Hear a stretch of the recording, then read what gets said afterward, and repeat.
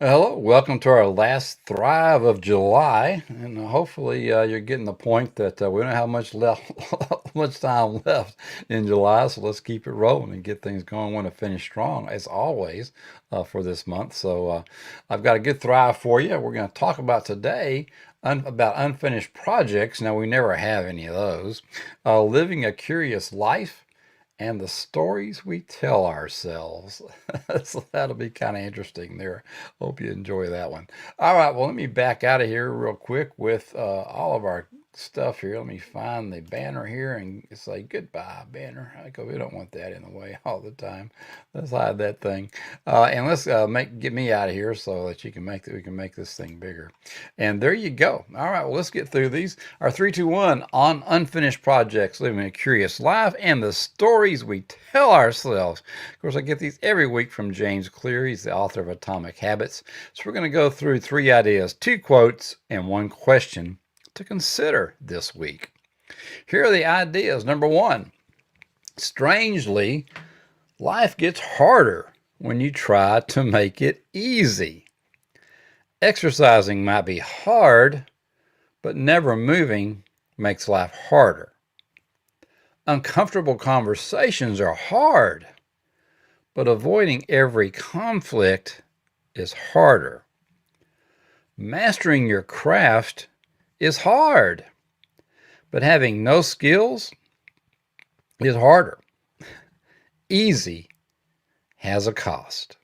And oh, it does. My goodness gracious. We all get used to that easy button. And I'll tell you what, if you abuse that son of a gun, you're going to be in, in rough shape because it just takes work and you got to get things done. So if you want, I mean, again, if you're not exercising, I guarantee you, it's going to come to you. You either take care of yourself now or you're going to be taking care of yourself all the time later, right? And just get in there and start making those uncomfortable conversations. You just got to get in there and get them done, get them over with because they're just hanging.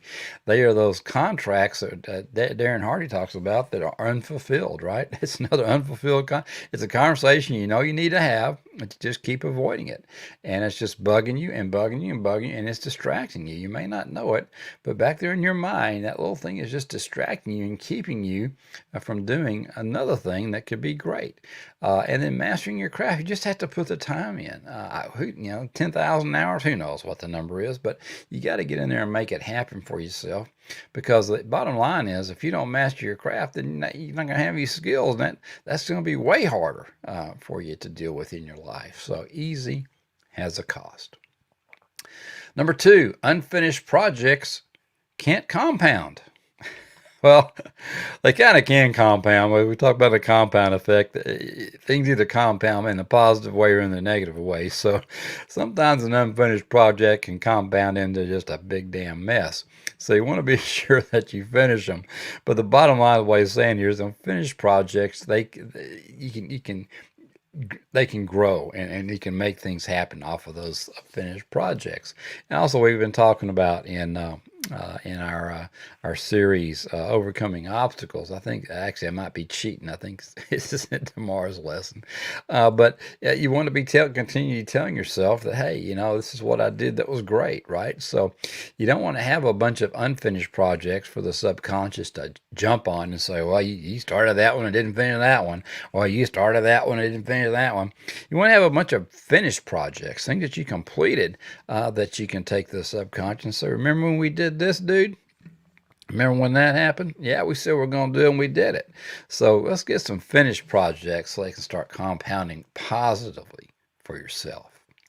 Number 3, when choosing a new habit, many people seem to ask themselves, what can I do on my best days? Right? Well, the trick is to ask, what can I stick to even on my worst days? That's the question you need to be asking yourself. But you always want to start small, right? Master the art of showing up and scale up when you have the time, energy, and the interest. And we talk about this in Deep Dive to Destiny. Obviously, that's in 84 Light and 84 Days. But you have, when you're going to start a habit, you got to start small. You just got to show up. Like if you want to start working out, then just get your clothes on. Get your workout clothes on. Maybe if you're going to try and do 50 push-ups and get down there on the floor and do 10, right? Do whatever you can. Do 60 push-ups, whatever it is, but you got to start small. You have to start somewhere. And look back and say, wow. And the brain is getting used to this and saying, hey, okay, we're going to do this. So when we do this, we do this. And when we do this, we do this. If you haven't taken Atomic Habits, again, that's part of Deep Dive to Destiny as well. And also in 84 Days Light and 84 Days, because it's one of our foundational programs. But that's what we talk about in Miracle Morning. We talk about it in Atomic Habits. Start small. Master the art of showing up and then scale it up. And then you'll get those habits changed. You get the action done that you need to get done. All right. Well, let's look at a couple of quotes. Mary Oliver, poet out there, she had a ton of stuff out there. And this is from When Death Comes. So this is on living a curious, engaged life. When it's over, I want to say, all my life, I was a bride married to amazement. I was the bridegroom taking the world into my arms. When it's over, I don't want to wonder if I've made of my life something particular and real. I don't want to find myself sighing and frightened or full of argument. I don't want to end up simply having visited this world. And I don't think any of us just want to be an occupant. We just don't want to take up space. And God didn't create you, didn't give you the gifts, the talents that He gave you for you to just be a space and time. You're here to make an impact. You're here to help people. You're here.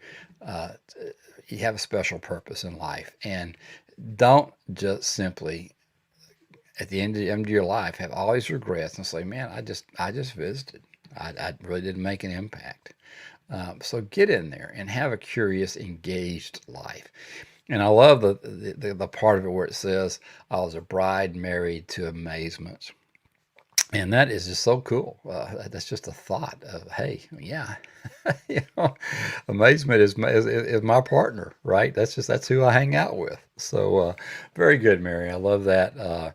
Mary had had a tragic life. She had some cancers and ended up dying of lymphoma, but she had a lot of good poets out there. So When Death Comes was really one of the best poems that she did. I really can't say best. I guess it's one of them, but. And then here's a parable from the priest and therapist Anthony DeMello on the stories we tell ourselves. And it's from his book, The Song of the Bird. There's a ton of parables, like 100-something stories and parables in there. So a lot of good stuff in there. But this is a particularly good one. A man found an eagle's egg and put it in a nest of a barnyard hen. The eaglet hatched with the brood of chickens and grew up with them. All his life, the eagle did what the barnyard chicks did, thinking he was a barnyard chicken. He scratched the earth for worms and insects. He clucked and cackled, and he would thrash his wings and fly a few feet into the air. Years passed, and the eagle grew very old. And one day he saw a magnificent bird. Above him in the cloudless sky it glided in graceful majesty among the powerful wind currents with scarcely a beat of its strong golden wings.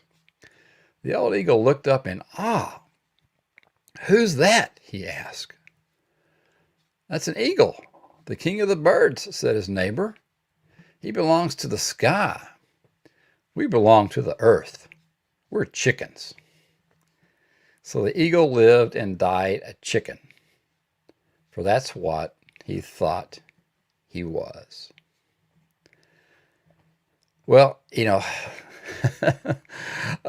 that sums up, breaking out of your barriers right there. I mean, some of you, you're hanging out with the folks that you've been hanging out with your entire life, and you're expecting something different to happen in your life. You've got to break out. You got to realize how special and magnificent you really are. And if you want an eagle, and you want to fly high and you want to soar, then you can't hang out with the chickens. That's just the way it is. We talk about uh, being around a certain group of folks, and if you want what they have and who they are and all the things that go with that, then that's fine. But if you want more out of life and you want to grow and you want to be the very, very best you can be, you got to understand that you're not a chicken. You're an eagle and you can soar as high as you want to. So start flapping those wings, baby, and get this thing going. But just don't be an eagle and die a chicken because that's what you thought you were. You are so much more. And get out there and make it happen for yourself. All right, a couple of questions for you. What happens if I slow down? Ponder that a little bit. And then the second part of that is what happens if I speed up? Now, there are certain things that you need to slow down on, and there are certain things that you need to speed up on. So this could happen in several different goal areas as you look at this question. But you got to ask yourself as you ponder, as you do your Sunday reflections, as you do your daily reflections, your weekly plan on each of these areas. What happens if I slow down, and what happens if I speed up? And that's just something that you need to know. Just again, part of something that you want to ponder as you go through your reflections. All right. Well, that does it for Thrive Thursday. Another good one. I'm telling you, these things are just great. So hang in here with me. I hope you get the kind of excitement and the core knowledge and just the vigor to keep going forward that I do out of these things, because I just love these things every single week. The highlight of my week is doing these. All right. Well, that is it for this Thrive Thursday. Get back with us tomorrow for Finish Strong Friday. It's the last one of the month. We have a great wrap up to session 3 of Overcoming Obstacles. So we're going to talk about how to navigate those obstacles. So come back and see that. We're trying to keep Wham Wednesday and Finish Strong Friday to around 20-25 minutes for you, so you can get it all done, wrapped up, get in, get out within a half an hour, and then give you some things going forward to work on for the weekend. But anyway, have a great one. Got a couple things here for you. So again, we just try and keep you rolling all week long. Mondays, we have the weekly challenge, and we give you a break on Tuesday to work on that a little bit, and then Wednesday come back with accountability and part 1 of a session, and then Thursday, Thrive Thursday, we go through, have a couple questions for you, a couple of insights for you to think about, and then Finish Strong Friday, we wrap up that session and give you a couple of action items to take care of. So hopefully it's all working for you. You can get it in your plan, and as long as the other things that you're doing. So anyway, have a great week. Keep moving in the direction of your dreams, and we'll talk to you tomorrow at noon for Finish Strong Friday. Have a great Thursday. Talk to you later. Bye.